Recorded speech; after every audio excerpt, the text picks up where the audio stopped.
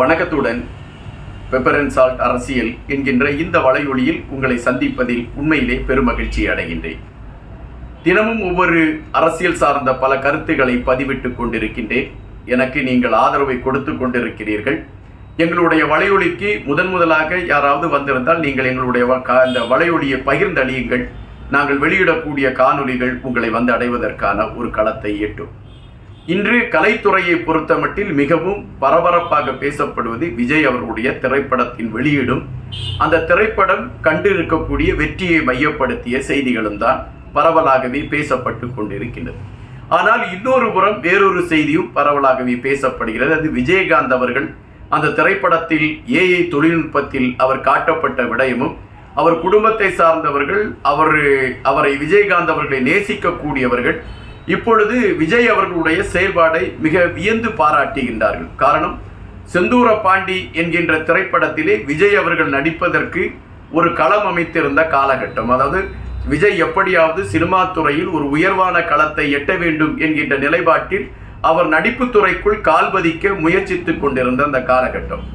இந்த காலகட்டத்தில் யாராவது ஒரு பெரிய நடிகரோடு விஜயை அறிமுகப்படுத்தினால் அது சிறப்பாக இருக்கும் என்று அவருடைய தந்தை சந்திரசேகர் அவர்கள் விரும்புகின்றார்.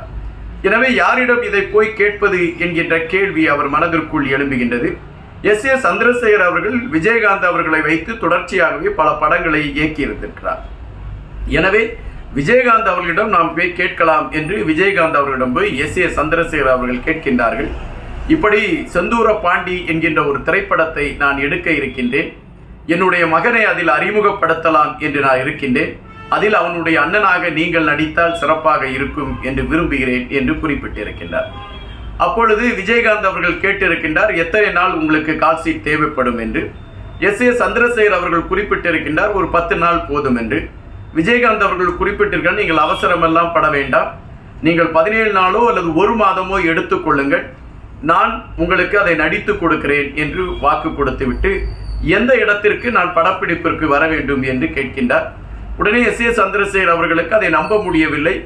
ஆயினும் அவர் கேட்கிறார் என்பதற்காக நீங்கள் பொள்ளாச்சியில் தான் நாம் படப்பிடிப்பு வைத்திருக்கிறோம் என்று சொல்கின்றார். எனவே படப்பிடிப்பிற்கு குறிப்பிட்ட நாளில் விஜயகாந்த் அவர்கள் வருகின்றார். அந்த படப்பிடிப்பு மிக வேகமாக நடைபெறுகிறது. அந்த படத்திலே ஒரு காட்சி விஜயகாந்த் அவர்கள் அமர்ந்திருப்பது போன்றும் விஜய் அவர்கள் அந்த எதிரிகளை பந்தாடுவது போன்றும் ஒரு காட்சி. இந்த காட்சி எடுக்கப்பட்டிருக்கக்கூடிய நேரத்திலே விஜயகாந்த் அவர்களுடைய அந்த மேக்கப் மேன், விஜயகாந்தோடு இருக்கக்கூடிய உதவியாளர்கள், நீங்கள் இப்பொழுது தமிழ் திரையுலகமே வியந்து பார்க்கக்கூடிய ஒரு ஆக்ஷன் ஹீரோ, நீங்கள் அமர்ந்திருக்க புதுமுகமாக வந்திருக்கக்கூடிய ஒரு பையன் சண்டை போடுகிறான் என்றால் மக்கள் ஏற்க மாட்டார்கள், கல்லைத்தான் எறிவார்கள் என்று குறிப்பிடுகின்றார். அப்பொழுது விஜயகாந்த் அவர்கள் குறிப்பிட்டிருக்கின்றார், சந்திரசேகருக்கு தெரியும் எதை வைத்து எப்படி எடுக்க வேண்டும் என்று. அவர் சரியாகத்தான் எடுப்பார். நான் வளர்ந்துவிட்ட நடிகர், அந்த தம்பி வளரக்கூடியவன், எனவே அவனுக்கு வாய்ப்பு கொடுப்பதில் தவறில்லை என்று குறிப்பிடுகின்றார். அந்த சண்டையை ஆரம்பிப்பதற்கு முன் விஜய் அவர்கள் விஜயகாந்த் அவர்களுடைய காலில் விழுந்து, நான் செந்தூர பாண்டியோட தம்பிடா என்று சொல்லிவிட்டு தான் அந்த சண்டையை ஆரம்பிப்பார். படம் வெளியான பொழுது இந்த சண்டைக்கு பயங்கர கைதட்டல் பெறுகின்றது. எனவே விஜயகாந்த் அவர்களுடைய தம்பியாக விஜயை ரசிகர்கள் தத்தெடுத்து கொண்டார்கள் என்பதுதான் அதை நாம் உணர வேண்டிய ஒன்று. இந்த படத்தில் விஜயகாந்த் அவர்கள் நடித்ததற்கான கூலியை கொடுப்பதற்காக ஏ சந்திரசேகர் அவர்கள் விஜயகாந்த் அவர்களை சந்திக்க போகின்றார். அப்பொழுது விஜயகாந்த் அவர்கள் கூலி வாங்க மறுத்து விடுகிறார், சம்பளம் வாங்குவதற்கு மறுத்து விடுகிறார். ஆனால் படம் பெரிய லாபத்தை ஈட்டி கொடுத்திருக்கிறது. அது ஏ சந்திரசேகருடைய மனதிலே ஒரு வலியை கொடுத்து கொண்டிருக்கிறார். அவருக்கு ஏதாவது ஒரு ஊதியம் கொடுக்கவில்லை என்றால் சிறப்பு சேர்க்காது என்று அவர் நினைக்கின்றார். எனவே விஜயகாந்த் அவர்களுடைய வீட்டு அருகாமையில் ஏ சந்திரசேகர் அவர்களுக்கு ஒரு நிலம் இருக்கிறது.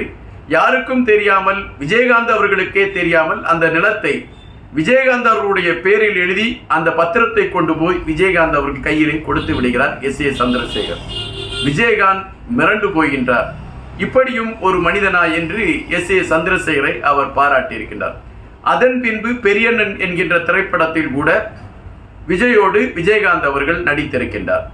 எனவே கோட் திரைப்படத்தில் விஜயகாந்த் அவர்களுக்கு ஒரு செயலின்றி செய்வதற்கான களத்தை விஜய் அவர்கள் எடுத்திருக்கிறார் என்கின்ற செய்தி பரவலாகவே பேசப்பட்டு இன்று அது பேசுபடு பொருளாகவே மாறி இருக்கிறது. எப்பொழுதுமே நன்மை செய்யக்கூடிய ஒரு மனிதனை இந்த உலகம் எப்பொழுதும் பாராட்டிக் கொண்டே இருக்கும் என்பதற்கு விஜயகாந்த் ஒரு பாடமாகவே இருக்கிறார் என்பதுதான் நாம் இங்கு உணர வேண்டியதாக இருக்கிறது. விஜயகாந்தை பின்தொடர்ந்து வந்திருக்கக்கூடிய விஜய் அவர்கள் கூட ஏறக்குறைய அதுபோன்ற செயல்பாடுகளை கையில் எடுத்திருக்கிறார் என்பதை நாம் இங்கு பதிவு செய்ய வேண்டியதாக இருக்கிறது. செங்கல்பட்டு மாவட்டத்தில் விஜய் மன்றத்தின் முக்கிய பொறுப்பாளராக இருந்தவர் இமயம் ரவி. இந்த இமயம் ரவி அவர்கள்தான் அந்த பகுதிகளிலே விஜய்க்கான மன்றங்களை உருவாக்கி விஜய்க்கான ஒரு பெரிய பலத்தை உருவாக்கி காட்டினார். செங்கல்பட்டு மாவட்டத்தில் ஒரு படம் வெளியீட்டிற்கான வேலைகள் நடந்து கொண்டிருக்கின்றது. அதற்காக அவர் செங்கல்பட்டில் அந்த படத்தின் வெளியீட்டு விழாவிற்காக செல்வதற்கு, அந்த வெளியீட்டு விழாவிற்கு தேவையான செயல்பாடுகளை செய்வதற்காக அவர் பணங்களை எடுத்துக்கொண்டு அந்த திரையரங்கை நோக்கி செல்கின்றார் அந்த இமயம் ரவி. இமயம் ரவி எந்த விதமான பந்தா உள்ள மனிதர் கிடையாது. ஒரு நார்மலாக பயணிக்கக்கூடிய ஒரு மனிதனாகவே இருந்திருக்கிறார். எனவே இவர் சென்று கொண்டிருக்கக்கூடிய நேரத்தில் இவர் கையிலே பணம் இருக்கிறது என்பதை அறிந்து கொண்ட 2 பேர் திட்டமிட்டு அவரை வழியிலே கொலை செய்து மண்ணுக்குள்ளே புதைத்து விடுகிறார்கள். படம் வெளியாகிறது. இமயம் ரவியை காணவில்லை என்று ரசிகர்கள் எல்லாம் தேடுகிறார்கள். ஒரு 2 நாட்கள் சென்ற பின்பு அந்த உண்மை செய்திகள் வெளிவருகிறது. இமயம் ரவி கொலை செய்யப்பட்டு புதைக்கப்பட்டு விட்டார் என்கின்ற செய்தி. இதை அறிந்தவுடன் விஜய் அவர்கள் ஆடி போய் விடுகிறார். இமயம் ரவியுடைய உடல் பிரேத பரிசோதனைக்கு சென்று விட்டு அவருடைய வீட்டிற்கு வருகிறது. விஜய் அவர்கள் நேரடியாக வந்து அந்த தொண்டருக்கு மாலை அணிவித்து இறுதி அஞ்சலி செலுத்தியிருக்கிறார். செலுத்திய பொழுது அவர் கண்கள் கலங்கி அழுதிருக்கின்றார். தனக்காக நின்ற ஒரு ரசிகனை, தனக்காகவே வாழ்ந்த ஒரு ரசிகனை நம்மால் காப்பாற்ற முடியவில்லையே என்கின்ற ஒரு எண்ணம் விஜயிடம் இருக்கிறது என்பது அப்பொழுது பலரால் புரிந்து கொள்ள முடிந்தது. இது விஜயை மையப்படுத்தி நடந்த ஒரு சம்பவம் என்று நம்மால் குறிப்பிட முடியாது. பல சூழல்களில் விஜய் இதுபோன்ற ஒரு செயல்பாடுகளை அவர் கையில் எடுத்திருக்கிறார் என்ற கருத்துகள் பரவலாகவே பேசப்படுகின்றது. செய்நன்றியை மறக்காத ஒரு நபர் விஜய் என்பது நாம் உணர வேண்டிய ஒரு செய்தியாக பலரும் குறிப்பிடுகின்றார்கள். குறிப்பாக பல தயாரிப்பாளர்களை உருவாக்கியது விஜய் என்கின்ற ஒரு கருத்து சொல்கிறார்கள். அதற்கு ஒரு உதாரணத்தையும் சொல்கின்றார்கள். மிகப்பெரிய கதாநாயகர்கள் படங்களிலே நடிக்கின்ற பொழுது இவ்வளவு தொகையை எங்களுக்கு முன்பணமாக கொடுத்து விட வேண்டும் என்று பல கோடி ரூபாய்களை முன்பணமாக வாங்கி விடுவார்கள். இதனால் படம் எடுக்கக்கூடிய தயாரிப்பாளர் இந்த கதாநாயகர்களுக்கு ஒரு பெருந்தொகையை முன்பணமாக கொடுத்துவிட்ட காரணத்தினால் படம் எடுக்கக்கூடிய சூழலில் அவர்கள் மிகவும் சிரமப்படுவார்கள்.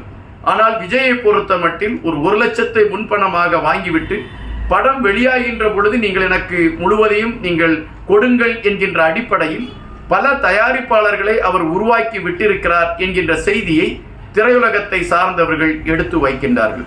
விஜயகாந்த் என்கின்ற அந்த ஒரு செய்நன்றி மறவாத ஒரு மனிதனை கரங்களில் பிடித்து கொண்டு திரையுலகத்திற்குள் அறிமுகமான விஜய் அவருடைய அந்த பாணியை கையில் எடுத்துக்கொண்டு பயணிப்பது விஜயை வியந்து பார்க்கக்கூடிய ஒரு மனிதனாக இன்று திரையுலகத்தில் வைத்திருக்கிறது என்பதுதான் நிஜம்.